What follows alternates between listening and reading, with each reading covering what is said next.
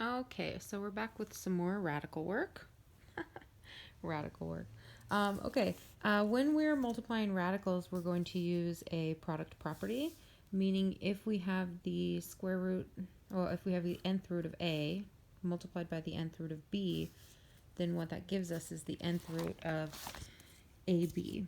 Okay, so for example, if we have square root 2 times square root 3, we multiply within the radical here, in the radical sign, and we get the square root of 6.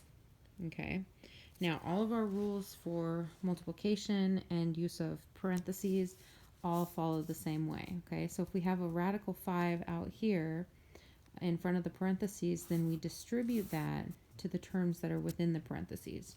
So the square root of 5 times 3 becomes 3 root 5.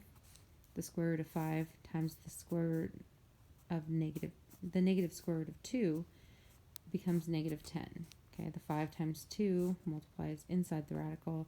We still have our negative sign out here. Okay, now the same thing if we have two binomials.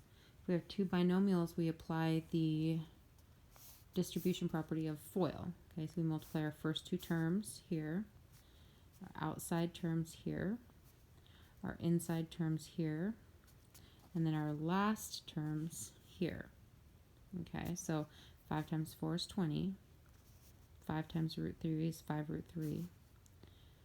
Negative 4 times root 3 is negative 4 root 3. And then if you remember from when we were moving radicals from denominator, if we take the square root of 3 and multiply by the square root of 3, then what we get is just a 3. Okay, so in this, now we have this expression right here, and we need to combine our like terms. Okay, so here we have the 5 root 3 minus 4 root 3, which will be 1 root 3, or just root 3, and then 20 minus 3, which is 17. Okay, so let's go through some more of these. Oops. All right, so, oh, she kind of scratched that one off a little bit there. Sorry about that. So here in our first example, we have negative 2 square root of 5x times 4 root 3x. Okay, so in this case, we're going to take both of the values that are outside of the radicals and multiply those. So negative 2 times 4 will be negative 8. And then we're going to look at the terms, the radicands that are inside the radical sign, and we'll have 15x squared. Okay, now you're probably looking at this and you're thinking, oh my gosh, there is a perfect square within that radical. Now we know by what we know about the product property that if we have 15 times x squared inside of the radical, then that's the same as square root 15 times square root of x squared, like that. Okay, so if we do that, then this is a perfect square, x squared. So we can actually simplify this to negative 8x square root 15. Okay, because x squared is a perfect square. All right, now let's take a look over here. Over here we have a simple distributive property.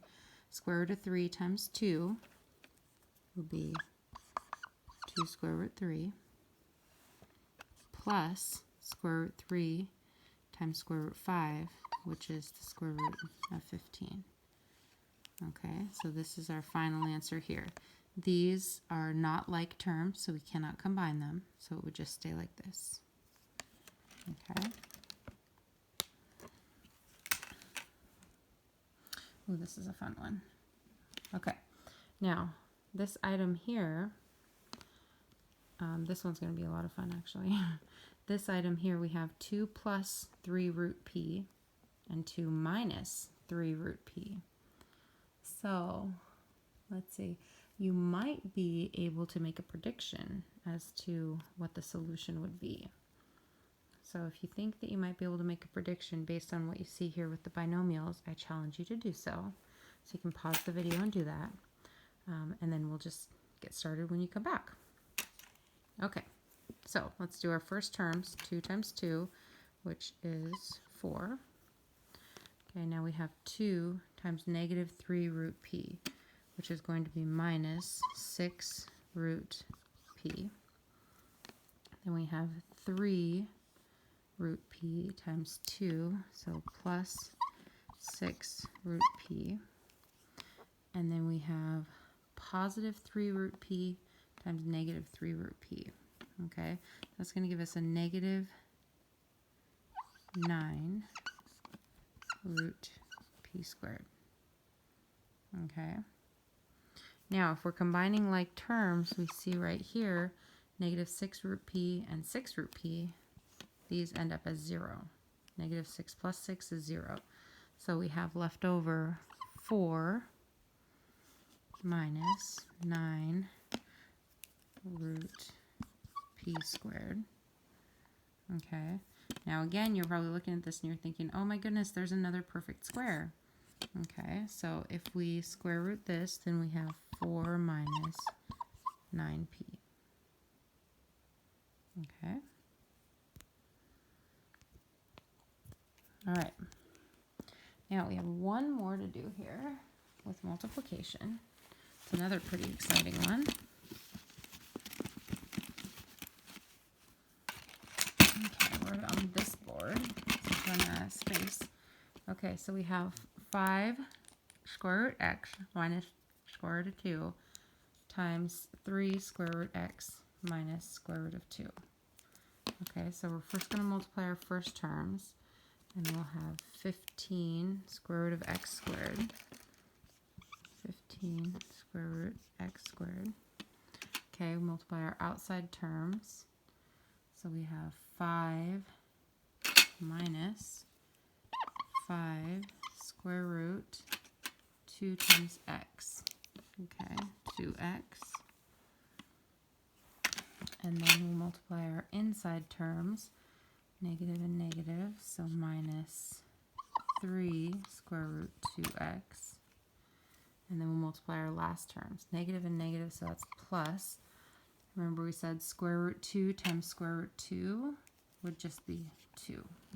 Okay, so currently we have 15x squared minus 5 root square root 2x minus 3 square root 2x plus 2. Okay, we see like terms here at the start. So we have negative 5 minus 3, negative 8 square root 2x. We have plus 2, and then we have over here 15 root x squared. Okay, and again, you're probably recognizing, another perfect square. So if we square root the x squared, what we're left with is 15x, okay, minus 8 square root 2x plus 2. Okay. All right, that is all for multiplication. Okay, so you can go ahead and take these examples, watch through them, follow the steps, and then go to the review and apply it. Have fun.